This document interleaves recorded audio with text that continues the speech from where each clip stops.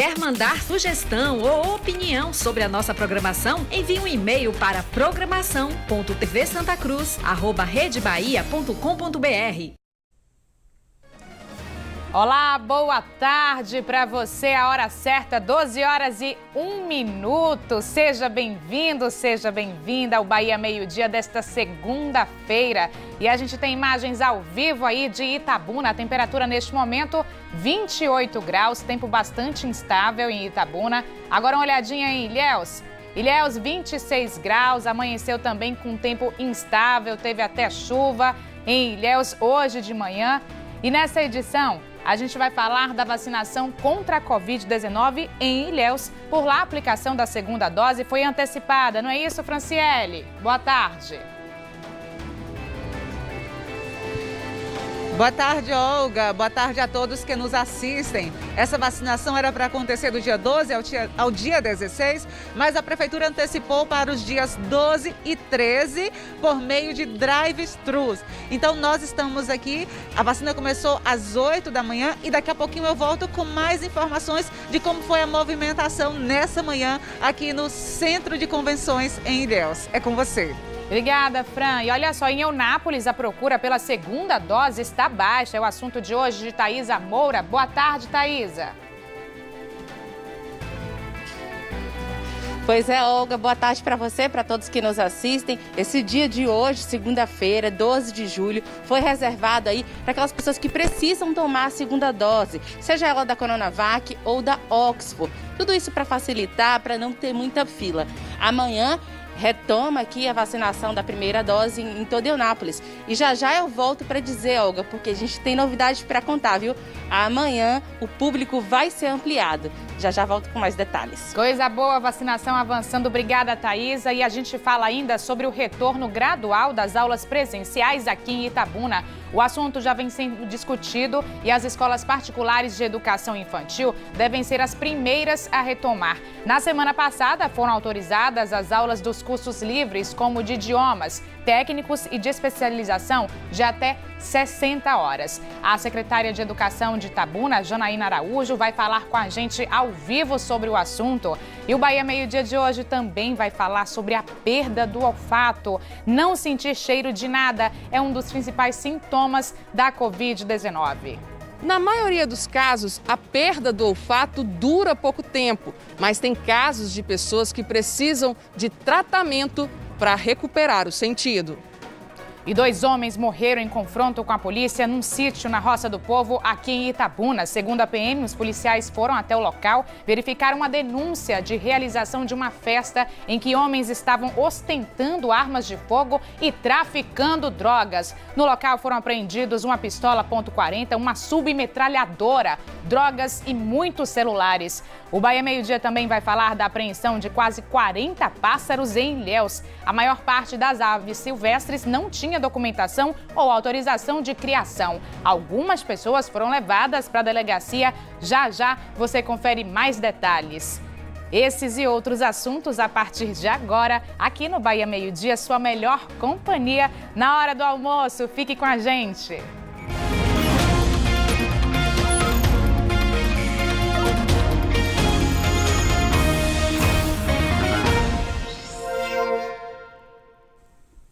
Mais de 15.600 doses da vacina contra a Covid-19 chegaram à região sul no fim de semana. Foram imunizantes da Pfizer e Coronavac. A região de Itabuna ficou com 3.606 doses da Pfizer e 687 da Coronavac.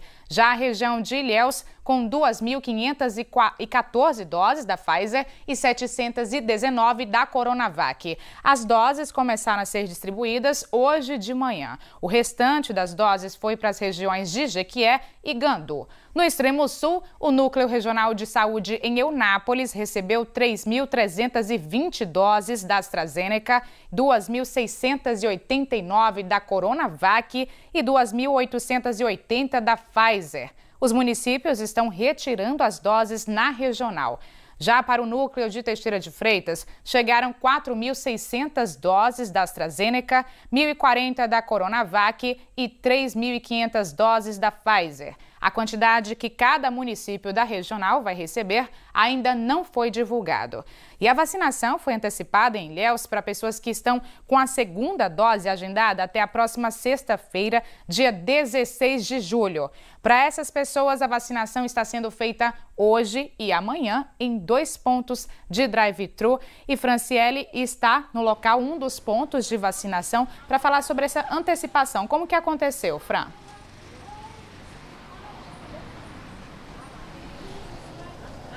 Olá, Olga.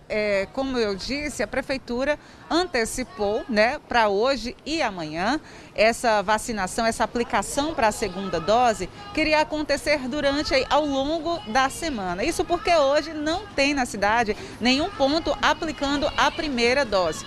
Hoje, nós chegamos aqui um pouco mais cedo, tinha uma fila enorme de carros, mas nesse momento, como vocês estão vendo, já está bem tranquilo a movimentação por aqui. Apenas um carro, apenas uma pessoa se vacinando, mas nós fizemos imagens e acompanhamos um pouco dessa movimentação aí da manhã. Inclusive, eu falei com o primeiro da fila. Sabe que horas ele chegou? 5h30 da tarde de ontem. Vejam aí.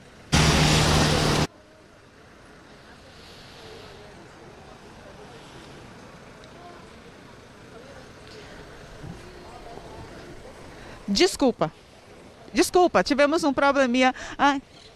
Tivemos um probleminha aqui, a sonora não saiu, mas deixa eu falar para vocês. Eu conversei com a primeira pessoa, ele chegou ontem às 5h30 da tarde, passou a madrugada inteira aqui na fila com o objetivo de se vacinar hoje cedo e ser liberado aí o quanto antes. Mas como a gente pode ver, a movimentação não foi tão grande. Segundo o pessoal que está trabalhando aqui, eles disseram que a procura não foi tão grande como nas outras vezes, mas a gente alerta sobre a importância de voltar, de tomar a primeira dose, que é importante aí e fundamental para concluir o cronograma da vacinação. E esse drive-thru ele segue até amanhã também, começando às 8 horas da manhã e segue até às 2 da tarde.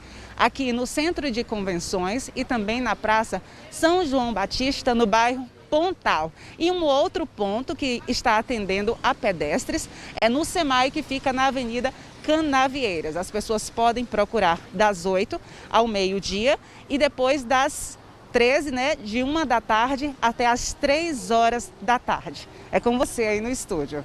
Obrigada, Fran. E agora a gente vai ver o cronograma de vacinação contra a Covid-19 hoje à tarde em algumas cidades da região.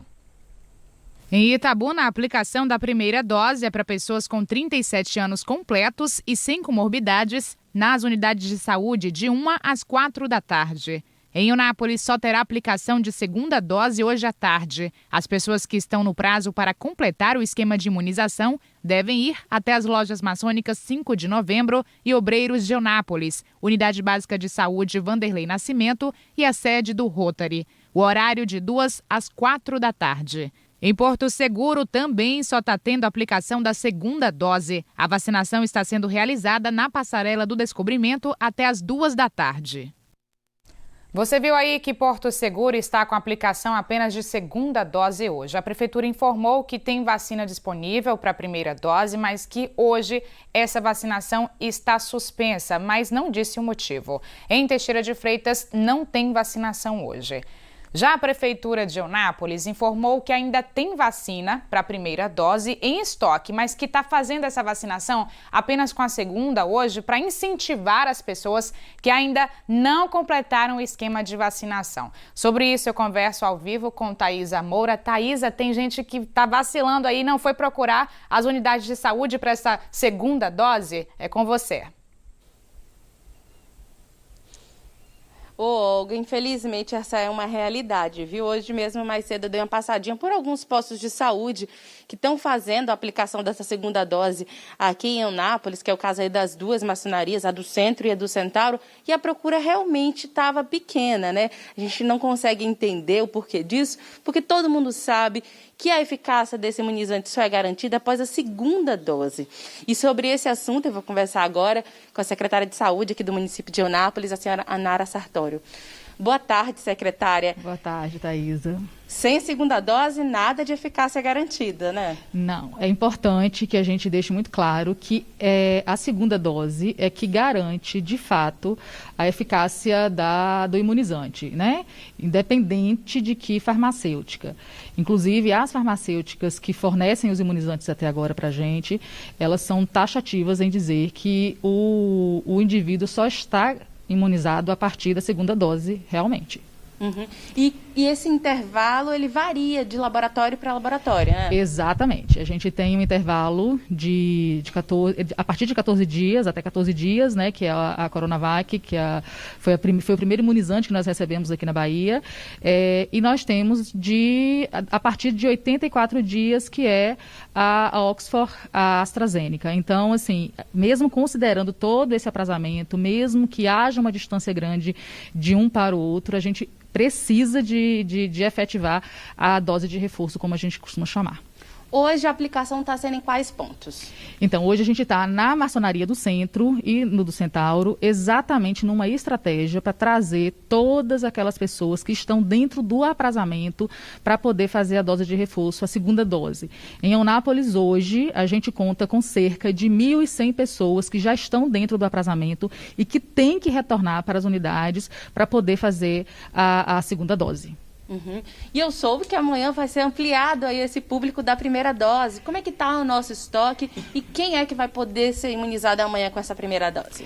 Então, hoje a faixa etária, né, que Eunápolis atua, nós atuamos até a última sexta-feira com 43 anos, a partir de amanhã e quarta-feira 42 e quinta e sexta 41. A nossa ideia é de que tão logo os nossos imunizantes cheguem, a gente consiga reduzir, abranger, na verdade, o maior número de pessoas, né?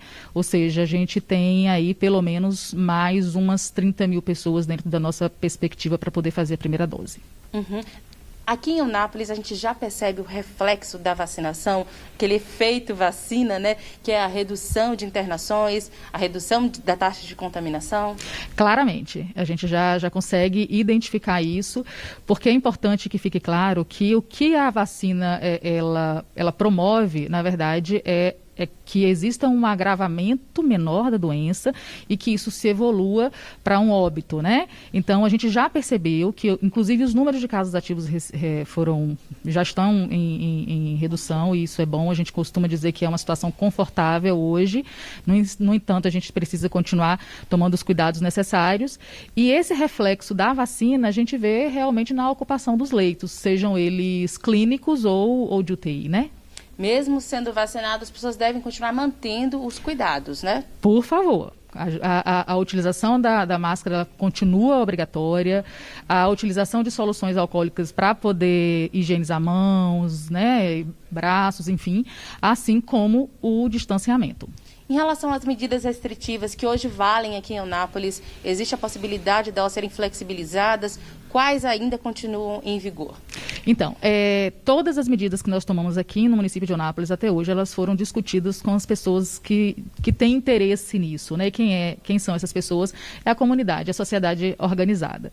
Então, as medidas restritivas, elas continuam. A gente tem uma previsão de uma reunião a partir de amanhã, para daí avaliar o número dessa última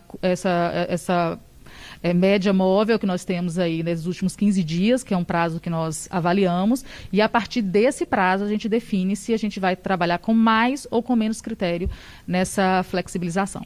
Muito obrigada pelos seus esclarecimentos, secretária. A gente lembra, pessoal, que quem quiser tomar essa segunda dose hoje deve procurar aí os postos de saúde de 2 da tarde até às 4. Quais são as unidades que estão funcionando hoje para essa segunda dose? Tem a Maçonaria do Centauro, a Maçonaria do Centro, o posto do bairro Urbis 2, o Oswaldo de Melo, e também lá no posto do Juca Rosa, além do Rotary, ali no Pequi. Já os postos de vacinação, onde as pessoas vão poder receber a primeira dose a partir de amanhã, esse público aí de 42 anos, que a secretária falou, vai ser divulgado ainda hoje nas redes sociais da Prefeitura e você pode procurar informações também no nosso site do G1, ok? Com vocês aí no estúdio. Obrigada pelas informações, Thaís. Então, para reforçar, cerca de 1.100 pessoas na data de tomar a segunda dose ainda não foram. Você que é de Eunápolis, viu, gente? Apareça aí nos postos de saúde. Mudando de assunto, 2 homens morreram em confronto com a polícia na localidade conhecida como Sítio do Mário, na Roça do Povo, aqui em Itabuna. Segundo a PM, os policiais foram até o local verificar uma denúncia sobre a realização de uma festa em que homens estavam ostentando armas de fogo e traficando drogas. A polícia disse que os homens da polícia foram recebidos a tiros e que as pessoas correram para o matagal e continuaram atirando. 2 homens foram atingidos. Ao lado deles estava uma pistola .40 e uma submetralhadora. Olha só, gente, eles foram levados para o hospital de base, mas não resistiram. Durante a ação, a PM também apreendeu porções de maconha, pedras de crack, cocaína, balanças de precisão e muitos celulares. A seguir, flagrantes de aglomerações no fim de semana em cidades da região. Em Teixeira de Freitas, equipes de fiscalização encerraram uma festa de inauguração em um bar. No local, tinha mais de 100 pessoas. E ainda o plano de retomada das aulas presenciais em Itabuna. As escolas particulares de educação infantil devem ser as primeiras a retornar. A secretária de Educação de Itabuna, Janaína Araújo, vai falar ao vivo sobre o assunto com a gente. Agora são 12h17, voltamos em instantes.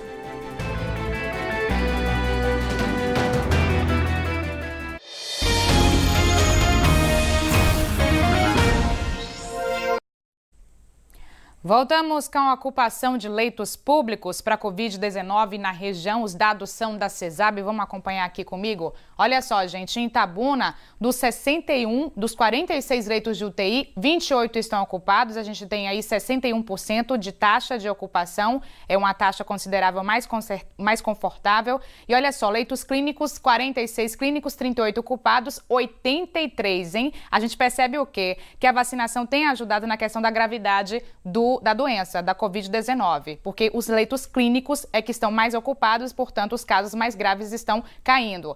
Ilhéus, 81%, dos 81 leitos de UTI, 48 estão ocupados, 59% é a taxa de ocupação e 27% dos leitos clínicos estão ocupados.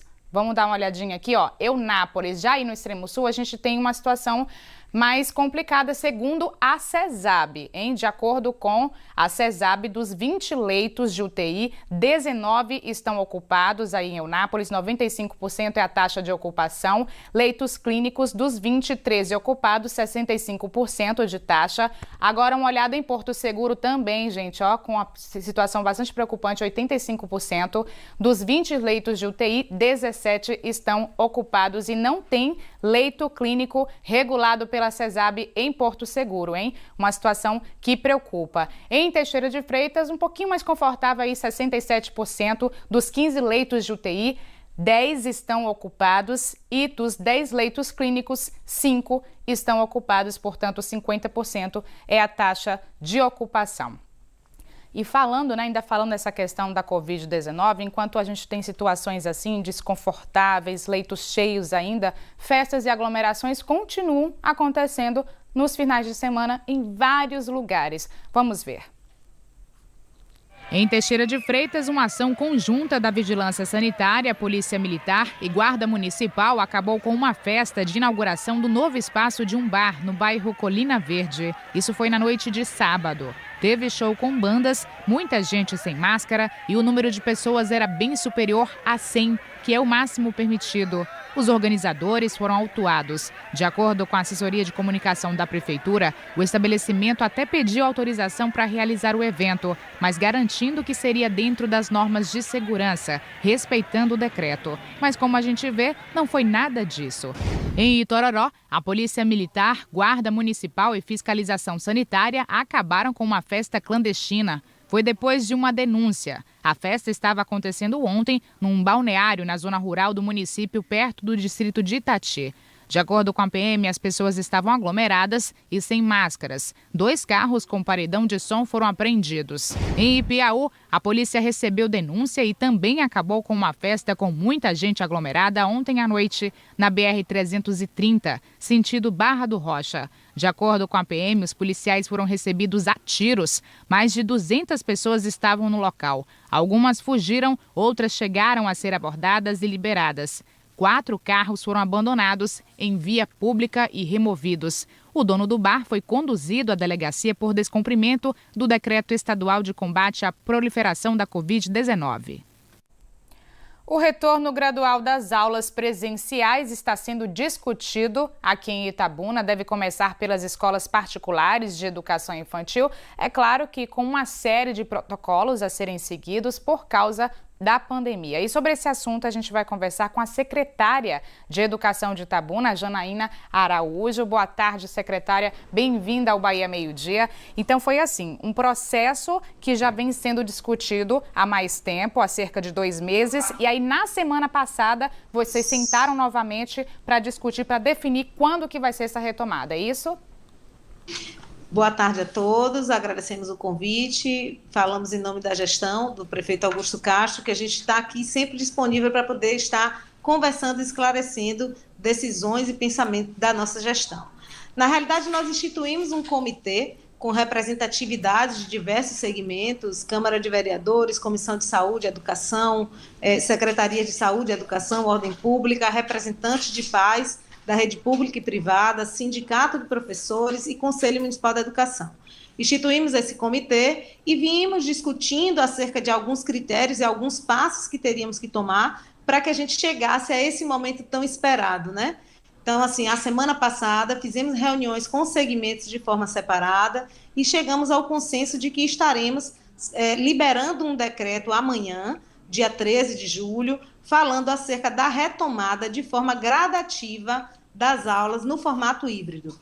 A senhora poderia falar um pouquinho de alguns desses pontos, né, que foram permitidos por meio do decreto? As escolas voltam, só que tem que cumprir protocolos, não é isso? Sim.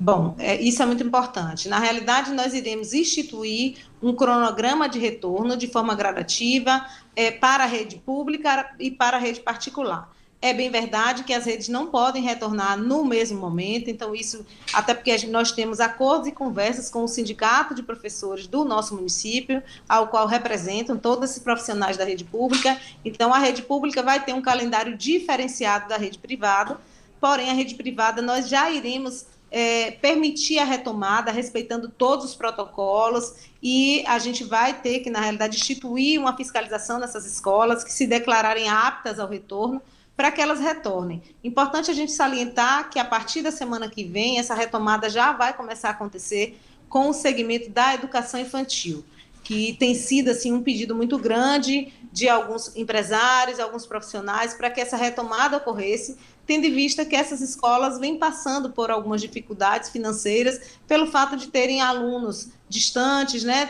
tendo feito a suspensão da sua matrícula. Então, a gente acabou ponderando que esse segmento seria o que mais necessitaria retornar de forma imediata.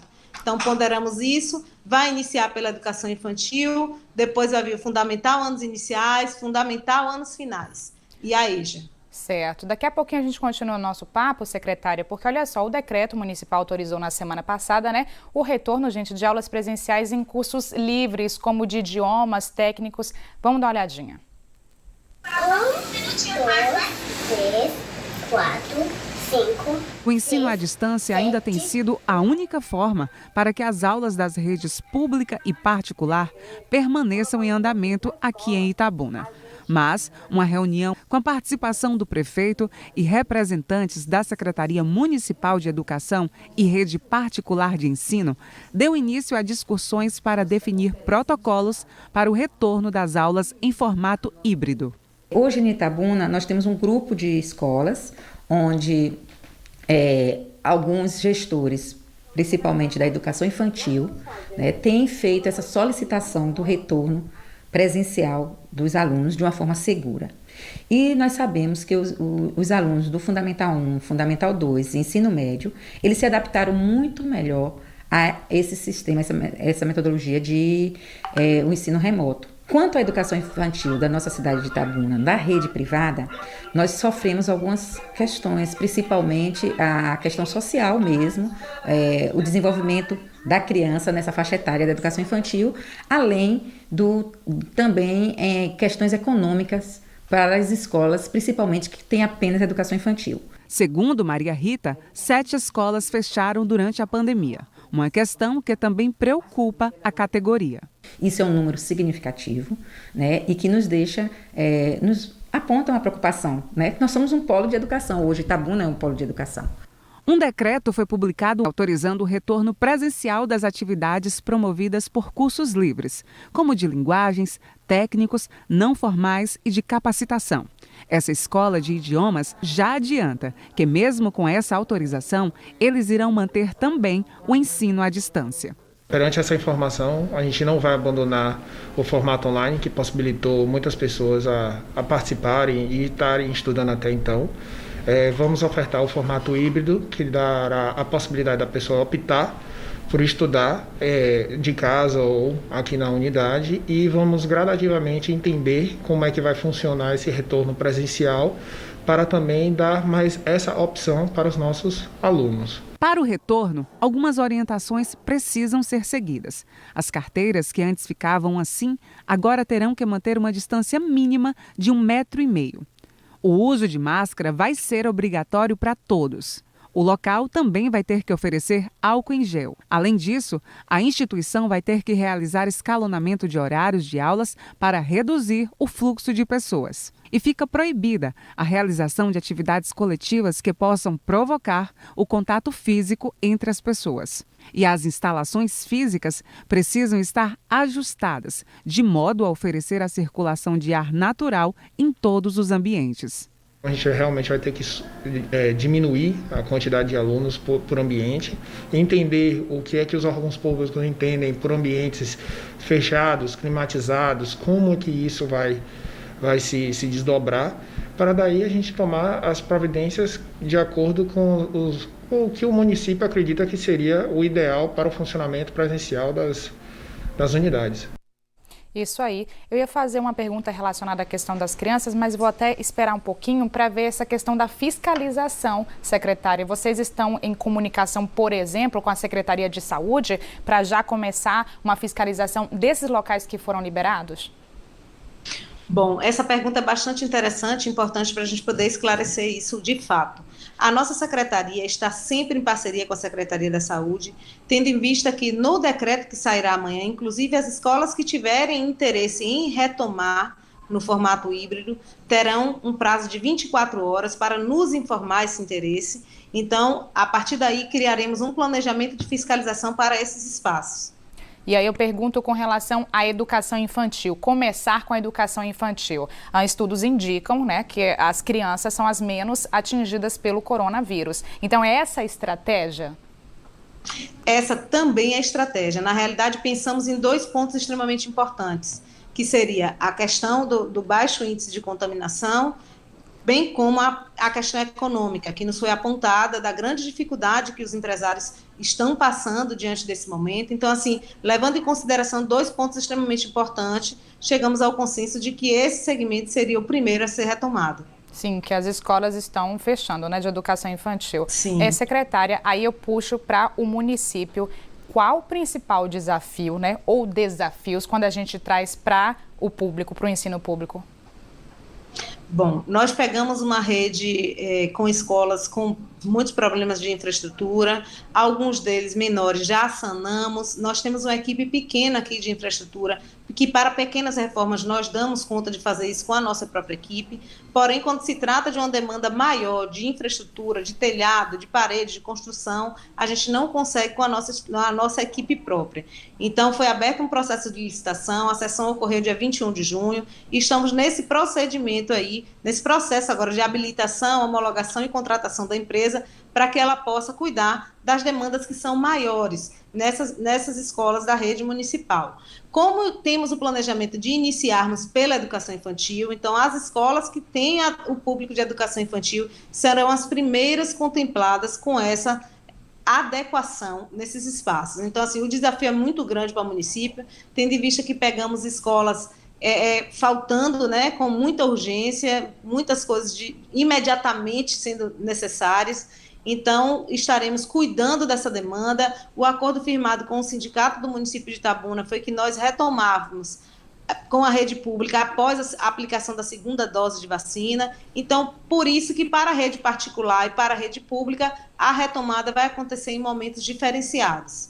Agora, ter bastante cuidado para a gente não ter aí uma retomada mais rápida e ter um espaço muito grande entre um e o outro. Afinal de contas, as crianças estão precisando dessa questão da socialização e o quanto menor esse espaço, a igualdade, né, com relação à questão da educação. Sim. E aí eu chamo a atenção também para treinamento, secretária, porque a senhora falou aí da questão de infraestrutura e os profissionais, lidar com crianças no espaço mais fechado, a questão da máscara, como que fica essa parte humana também? Na realidade, a nossa rede é muito contemplada com formações. E nesse primeiro momento que nós tivemos agora, do início do ano para cá, várias formações ocorreram. Vários conhecimentos foram trocados, não só acerca desse protocolo de como se trabalhar com os alunos nesse momento de Covid, até porque isso existem diversos materiais, não só especificamente nosso aqui do município. Então, esse conhecimento aí já é bastante vasto. A nossa rede conta com a equipe própria de formação, nós fizemos diversas delas durante todo esse período, né? Algumas parcerias foram firmadas, a nossa jornada pedagógica foi tratando exatamente desse lado humano, né, nesse momento de pandemia. Tratamos sobre a comunicação não violenta nesse momento de pandemia, tratamos sobre diversas coisas que são temáticas que acabam mexendo com o emocional, com o psicológico, com todo esse preparo que os profissionais da educação precisam ter para enfrentar esse momento. Com relação a essa diferenciação entre a rede particular e a rede pública, é importante a gente salientar que a rede pública não está parada, ela funciona desde setembro do ano passado, porém no formato não presencial. O que nós estaremos promovendo agora é a liberação para a rede particular poder retomar no formato híbrido e a rede pública também retornará no formato híbrido, porém no momento mais adiante. Ok, então a gente vai seguir acompanhando as decisões, né? E qualquer informação também pode entrar em contato. Agradeço aqui a sua presença, secretária. Obrigada, nós que agradecemos. Isso, obrigada. Então, gente, ainda falando dessa questão da Covid, né? A perda de olfato é um dos principais sintomas da doença. Na maioria dos casos, as pessoas voltam a sentir cheiros depois de algum tempo, mas quando isso não acontece, aí é preciso buscar ajuda médica. Sentir o aroma e o sabor do café sempre foi uma satisfação para a Lívia, que acabou perdendo o olfato de forma repentina por causa da Covid-19. Foi assustador porque foi muito repentino. Eu fui dormir sentindo gosto e cheiro e eu acordei de manhã questionando meu esposo, que ele sempre coa o cafezinho da casa. E aí eu falei para ele, por que você não coa café hoje? Ele falou assim, coei sim. Eu falei, mas não tem cheiro na casa de café. Aí quando ele falou assim, cheira aqui. Aí eu cheirei, o café não tinha cheiro, cheirei o pó de café, nada. E aí, nos primeiros momentos, eu só percebi a questão do cheiro. Ele falou, toma o café. Quando eu fui tomar o café, também já não tinha gosto. A perda do olfato é um dos sintomas característicos pela contaminação do novo coronavírus. Foi exatamente isso que especialistas do mundo inteiro começaram a observar em relatos de pacientes que testaram positivo para a Covid-19. Por isso, o sintoma entrou na lista de critérios para diagnósticos da doença. Nesta clínica em Teixeira de Freitas, são atendidos, em média, 4 pacientes por semana com queixa da perda do olfato. Esta otorrino explica por que ocorre a perda do sentido. O que acontece é que nós temos receptores de células em todas as células do corpo, no pulmão, que é onde a Covid mais atinge, no coração, nos rins. E esses receptores chamam receptores de angiotensina 2. E a Covid, geralmente, ela se acopla a esses receptores e acaba fazendo todo esse dano tecidual. Parece acontecer a mesma coisa no epitélio olfatório, que fica dentro do nariz, na parte superior do nariz. Além disso, acredita também numa lesão direta do vírus e uma lesão também inflamatória. E aí a pessoa começa a ter perda de olfato. Você começa a ter uma lesão neuronal nesse nervo e a pessoa começa a evoluir com perda olfatória. A perda do olfato geralmente afeta o paladar porque existe uma ligação importante entre os sentidos. Foi exatamente isso que aconteceu com a Lívia, que acabou tendo dificuldade para se alimentar. Eu criei uma aversão aos horários de me alimentar. Vão tomar café, eu falava, meu Deus do céu, está na hora de tomar café. Aí eu comia rápido, eu engolia tudo inteiro, porque para mim aquilo ali não fazia sentido. E aí eu falava assim, ai meu Deus, 12:30 eu tenho que almoçar. Desestrutura a sua vida, não só emocional, física e nutricional, porque a gente não come direito, porque não sente gosto. Keliane também teve Covid há uns 6 meses, perdeu o olfato e paladar. E quando os sentidos começaram a voltar, o olfato não ficou normal. Shampoo, cheiro de produto de limpar a casa, cheiro de amaciante das roupas. Tudo tem um cheiro de fumaça doce insuportável. Era um cheiro que me dava ânsia. E voltou de uma forma muito forte, sabe? Fez aquele boom assim, do nada, não sentia nada. No outro dia eu estava passando mal porque estava tudo muito louco. A recuperação dos sentidos nem sempre é imediata e, em alguns casos, vai precisar de estímulo. Metade dos pacientes, na literatura, afirma que recuperam em torno de 15 dias e a outra metade não recupera. É importante que até durante mesmo uma consulta online com seu médico, se você tiver uma consulta com um otorrinolaringologista, você já comece a fazer o tratamento. Você já pode, por exemplo, começar o tratamento que seria um treinamento olfatório. Existe o caseiro, que seriam algumas substâncias que a gente pode usar, como o café, o cravo, o mel, a pasta de dente, o vinagre tinto. Então, todas as substâncias a pessoa deverá cheirar mesmo, aspirar, próximo do nariz durante 10 a 15 segundos e dar um intervalo entre 15 segundos para as outras substâncias. E fazer isso 2 vezes ao dia. Tanto Keliane quanto a Lívia buscaram ajuda profissional e estão fazendo os exercícios recomendados. Já sentem melhora e cada avanço é comemorado. A gente vive muito de paladar, de olfato, memórias afetivas, né? Às vezes a gente fala assim, nossa, isso está com o cheirinho da comida da minha avó. Aí a gente vai comer uma comida, nossa, isso tem gosto de comida de mãe. E isso me machucou muito. Então, por eu ter ficado tão machucada, hoje tudo é comemoração.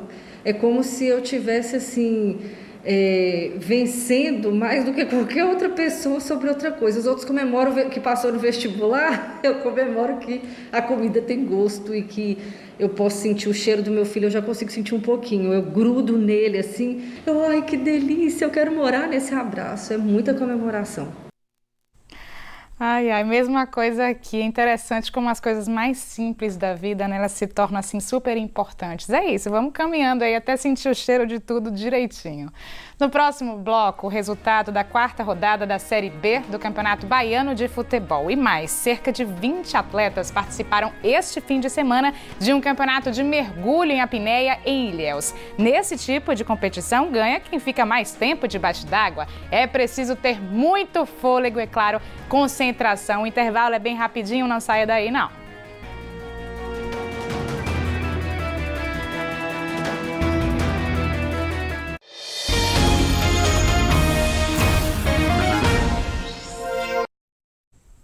O Bahia Meio Dia volta falando sobre um acidente aqui em Itabuna. Um ônibus do transporte público bateu no muro de uma garagem de ônibus. Foi ontem pela manhã, no centro comercial. Segundo a Secretaria de Transporte e Trânsito de Itabuna, o motorista do ônibus passou mal e perdeu o controle do veículo. 4 passageiros estavam no ônibus. Graças a Deus, ninguém ficou ferido. Os passageiros foram colocados num outro ônibus para que pudessem seguir viagem. Terminou ontem o novenário de Santa Maria Gorete aqui em Itabuna. No sábado, teve uma carreata pelas principais ruas dos bairros Mangabinha e Zildolândia. Muitos devotos acompanharam a passagem da imagem da santa da porta de casa mesmo. O bispo da diocese aqui de Itabuna falou sobre a Santa Maria Gorete e sobre a importância das comemorações. Vamos ver. Santa Maria Gorete foi uma jovem filha de camponês que deu a vida para o bem maior da vida da igreja. Com seus 12 anos, ela foi realmente por um jovem que queria realmente ter contato com ela de modo sexual e ela não aceitou. E por isso, ela foi esfaqueada, morta, portanto martirizada. Mas uma virgem, uma mártir da Igreja de Jesus, que soube ser fiel à Igreja. E logo depois, sendo preso esse jovem, 27 anos, portanto, em sua vida, ela soube perdoar esse jovem. E esse jovem depois se converteu, mudou de vida e se tornou um religioso frade capuchinho. De tal modo que para nós é um motivo de festa, de alegria em nossa paróquia, em nossa diocese, de exemplo, de destemida, de humildade, de simplicidade, de entrega total para o serviço da Igreja. Os jovens devem realmente ver em Santa Maria Gorete a capacidade de renunciar ao mal e viver o bem. Mudando de assunto, 39 aves silvestres da espécie papa-capim foram apreendidas durante um torneio irregular de cantos de pássaros este fim de semana em Ilhéus. A competição estava sendo realizada no bairro Teotônio Vilela e a polícia chegou até lá depois de uma denúncia. Das 39 aves, 18 tinham anilhas e autorização de criação e, por isso, foram devolvidas aos donos que foram autuados. 11 pessoas foram levadas para a delegacia e os pássaros foram encaminhados para o INEMA aqui em Itabuna. Auditores fiscais do trabalho encontraram 2 mulheres em Salvador mantidas em condições precárias pelos patrões, sem salário e praticamente sem nenhum contato com o mundo exterior. A história delas foi destaque ontem no Fantástico, numa reportagem especial de Mauro Anchieta. Essas imagens mostram o momento em que auditores fiscais da Superintendência Regional do Trabalho chegam de surpresa a uma casa, num bairro de classe média de Salvador. Tá Leda? Ô, Leda, tudo bom? Para o Ministério Público do Trabalho, Leda Lúcia dos Santos, de 61 anos, vivia em regime de escravidão doméstica. Por cerca de 50 anos, ela trabalhou para a família de Ildete Pimenta Rocha, sem receber salários. Você tinha liberdade para sair de casa quando você era adolescente, mais jovem? Não, porque eu não sabia sair na rua sozinha. Só me aprender a sair na rua sozinha quando eu estava com quantos anos, meu Deus do céu? Acho que foi com 29 ou 30. A única distração era o artesanato, que ela teve que abandonar, segundo contou ao MPT, quando a patroa Ildete mandou cortar a eletricidade do quartinho dela. Faz 1 ano. À noite você ficava no escuro? Ficava no escuro, não podia nem ligar o rádio que eu gostaria. Não podia ligar um ventilador, nada? Tinha aquele de teto, mas podia ligar. Tinha nem ligar. 3 dias depois do resgate de Leda, a operação se repete em outro bairro de classe média da cidade. Você não está descendo? Você não pode sair? Os auditores vão ao apartamento onde estava morando Luzia Geraldo, de 49 anos. Ela sai do local junto com os fiscais depois de 36 anos trabalhando para a família de Eliúde de Oliveira Medrado, sem nunca ter recebido um salário. Eu sei que é difícil, mas não tem outra alternativa.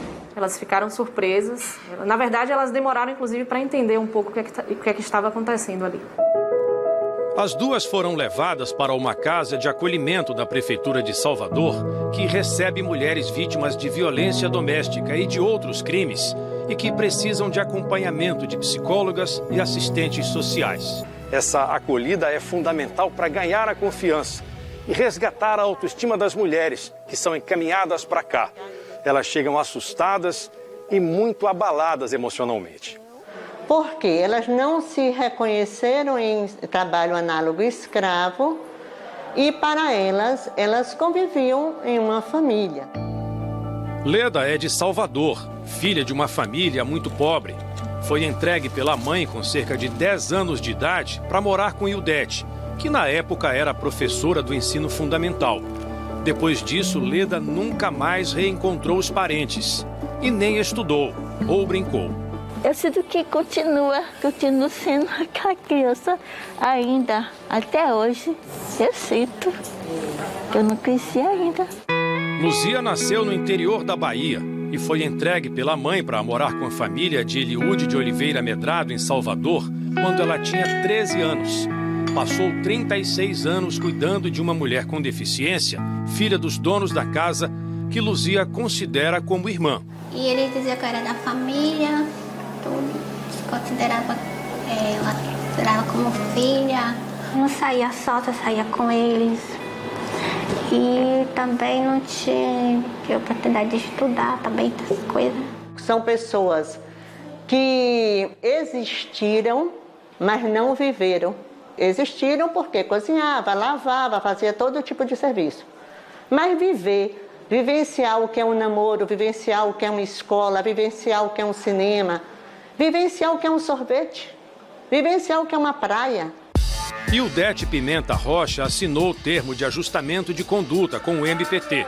Ela se dispôs a pagar a Leda um salário mínimo por mês até que a casa onde mora seja vendida. Parte do dinheiro vai para a Leda, como indenização. O advogado de Ildete explica por que a família nunca pagou o salário à Leda. A família não havia como uma profissional do lar, não havia como empregada doméstica. E o motivo de ela não receber salário era em função disso. Imagine o senhor que o senhor no seu seio familiar tenha uma pessoa que o senhor considere da sua família. Você vai pagar um salário para um ente da sua família? Felizmente, isso está acontecendo hoje no Brasil em muitos lugares. E essas famílias acham que estão fazendo um favor a essas meninas. As famílias envolvidas no caso de Leda e de Luzia também podem responder criminalmente pela prática de trabalho análogo à escravidão. O caso de Luzia ainda não caminhou para um acordo. Eliude de Oliveira Medrado, que trouxe Luzia para trabalhar na capital, morreu há 1 ano. Mas o MPT quer cobrar do espólio a indenização. Em nota, o advogado que representa a família afirmou que, para o bem ou para o mal, decisões foram tomadas que resultaram em benefício para todos, em especial para aquela menina, que não teria como sobreviver no sertão baiano. Quando aquela empregada mal sai de casa, quando ela tem uma jornada extremamente longa, quando há informação de que ela não recebe remuneração por aquele trabalho, quando ela é impedida de se comunicar com os vizinhos. Leda e Luzia abriram conta em banco. Tá estranho, tem que aprender. Aprender tudo, sei lá. Pra mim tá tudo novo assim. Passearam e foram ao salão de beleza. Tô me sentindo outra pessoa. Eu sou bonita. Luzia retomou o contato com a família e retornou para a casa da mãe no interior da Bahia. Leda permaneceu em Salvador e, como já não tem ligação com familiares, está em um lar de acolhimento. Antes de se despedirem, aproveitaram a liberdade, juntas, na praia. Que história, hein? 2 de muitas. Segunda-feira é dia de renovar as esperanças e agora tem oportunidade de emprego para você que está em busca de um trabalho, aquele de carteira assinada. As vagas são oferecidas pelo Cine Bahia aqui de Itabuna. Vamos ver aqui comigo. A gente tem uma vaga para auxiliar de refrigeração em ar-condicionado com ensino médio completo, experiência de 6 meses na carteira e deve ter um curso na área, hein, gente? Tem uma vaga para carpinteiro, é preciso ter ensino fundamental completo, experiência na carteira, experiência em obras de médio e grande porte. Tem uma vaga para marceneiro com ensino fundamental completo, experiência de 6 meses na carteira. Uma vaga para recepcionista, é preciso ter ensino médio completo, inglês intermediário e experiência, hein? Tem 2 vagas para servente de obras. É preciso ter ensino fundamental completo para concorrer à vaga, experiência de 6 meses na carteira. Tem uma vaga para técnico em edificações com ensino médio completo, curso técnico em edificações e experiência de 6 meses em obras. O agendamento deve ser feito pelo site Saque Digital ou então pelo aplicativo Saque Digital. O horário de atendimento de 8 às 5 da tarde e a documentação necessária acompanhe aí, carteira de identidade, carteira de trabalho, carteira de habilitação, se tiver, comprovante de residência e comprovante de escolaridade. Aí no G1 Bahia você encontra outras oportunidades de emprego aqui para Itabuna. Acesse aí g1.com.br/Bahia. E ainda falando de oportunidades de trabalho, Trabalho termina hoje o processo seletivo exclusivo para pessoas trans na Faculdade Santo Agostinho, aqui em Itabuna. A vaga é para o cargo de auxiliar administrativo e a pessoa precisa ter ensino médio completo. No G1, você também encontra mais informações sobre esse processo seletivo. E também tem oportunidade para você que é estudante, estágio. Vamos ver aqui em Itabuna, hein, gente? Olha só, tem vaga aí para quem está fazendo o curso de Direito, do 3º semestre até o 7º. E tem também uma vaga para administração, do 1º ao 6º semestre. Tem uma vaga para comunicação social. O estudante deve estar cursando entre o 1º e o 7º semestre. Para mais informações sobre essas vagas de estágio, os estudantes devem entrar em contato com o CIEE. O número é esse aí que está aparecendo na tela, 73-3003-2433. Agora vamos de esporte. Cerca de 20 atletas participaram de um campeonato de mergulho em apneia este fim de semana em Ilhéus. Nesse tipo de competição, ganha quem fica mais tempo debaixo d'água. O Campeonato Estadual de Mergulho em Apneia reuniu 20 esportistas, entre eles Ricardo Bahia, recordista brasileiro de apneia, que em 2010 ficou 20 minutos e 21 segundos debaixo d'água. Eu treinei principalmente para a modalidade de apneia dinâmica com nadadeiras, mas vou participar agorinha, já vou entrar na água para fazer o aquecimento para a prova de apneia estática, de ficar mau tempo sem respirar. Espero conseguir ter um bom rendimento também. Quem também participou da competição foi a Karina. Ela é itabunense e recordista baiana de apneia. A cada dia fica mais difícil, o pessoal está chegando aí, o pessoal de fora está vindo também para participar do campeonato. E você é atleta da natação e agora na apneia? Exatamente, a natação para mim é minha vida e agora fui convidada para poder participar da apneia. É a primeira vez que Ilhéus recebe esse tipo de competição e é a primeira vez também que a maioria desses atletas competem numa piscina aquecida e coberta. Por isso, espera-se que os recordes sejam ainda maiores do que a última edição do campeonato, ocorrida em janeiro deste ano. A água aquecida vai impedir, inclusive, com que haja um aumento do metabolismo, aceleração do coração para manter o corpo quente. Aí, com isso, o gasto de oxigênio é maior. E já com água quente, tranquila, o conforto, aumenta até o rendimento deles. E, inclusive, por conta disso, hoje nós podemos esperar aqui a quebra de alguns recordes, em função justamente da água aquecida. A dificuldade realmente é a concentração. Agora envolve muita técnica, né? E condicionamento físico, porque quanto mais condicionado você está, maior a sua apneia, menos batimentos cardíacos você tem. Então, quanto mais movimento, quanto mais seu coração bate, mais energia, mais oxigênio você gasta. Então, essa é a dificuldade, diminuir os batimentos cardíacos, relaxar bastante, oxigenar, se concentrar para ter uma apneia que você espera, né? Uma apneia que você acha que é a ideal. Já Gustavo é atleta veterano. Aos 53 anos, encontrou saúde e qualidade de vida no esporte e incentiva a prática de apneia. Terminei gostando da atividade e pelo bem que ela faz, né? Principalmente em tempos de pandemia, fez muito bem para mim. Eu estou muito condicionado por conta disso. A apneia me fez perder 10 quilos. Isso foi, né? Como? Sendo inserida na minha rotina a dieta, lógico, junto com a atividade física e, mais do que nunca, disciplina. Porque sem disciplina a gente não consegue avançar. Massa! E na categoria feminino, a atleta itabunense Verônica Fernandes ficou em primeiro lugar. Já na categoria masculino, o atleta Rodrigo Macedo, de Salvador, ficou na primeira posição.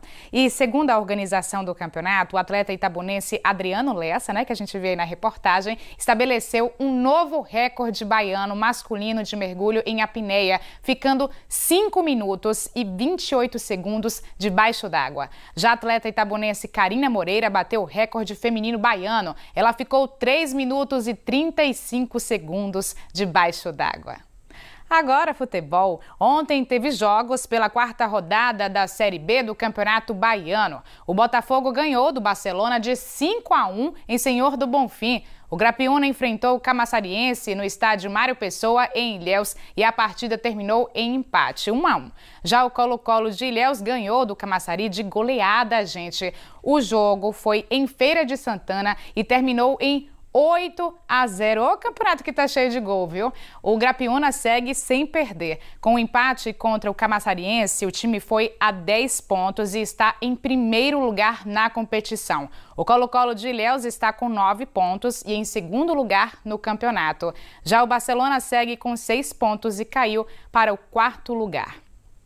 E depois do resultado da partida contra o Botafogo, o técnico do Barcelona, Rodrigo Fonseca, foi demitido. Em 4 partidas à frente do clube, foram 2 vitórias e 2 derrotas. O novo técnico do time será Paulo Salles, que já assume a equipe a partir de amanhã. E antes de encerrar, vamos dar uma olhadinha no tempo? Primeiro a gente tem aqui, ó, Itabuna. 26 graus, 28, gente, desculpa, aqui na cidade. Para hoje a previsão é de sol com muitas nuvens, mas a chuvinha pode cair a qualquer hora. Tá aí a imagem para você. O céu tem bastante nuvem hoje, viu? E esse tempo instável aí que começou nessa segunda-feira, inclusive com um pouquinho de chuva já na chegada ali da cidade.